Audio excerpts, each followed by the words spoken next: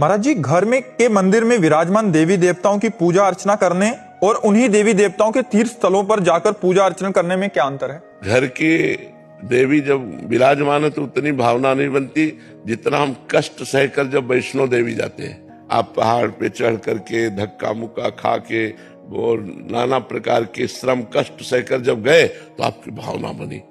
वो भावना घर में नहीं बनेगी। जब आप चल के पैसा लगा करके और यहाँ वृंदावन आए और यहाँ जब दर्शन करेंगे तो आपके भाव कुछ और हो जाएंगे। और दूसरी बात है कि घर में उतनी पवित्रता नहीं है जितनी धाम में पवित्रता है।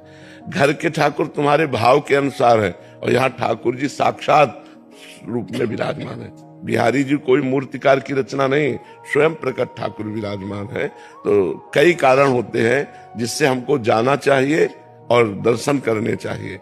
पहला कारण होता है कि हमारे शरीर के पाप नष्ट होते हैं क्योंकि हमें कष्ट मिलता है, तप होता है हमारे द्वारा पवित्र। दूसरी, धाम आदि का वातावरण अलग है। आप अपने घर का वातावरण देखिए और हरिद्वार जाइए, वहां का वातावरण देखिए, वृंदावन का वातावरण देखिए, काशी का वातावरण देखिए।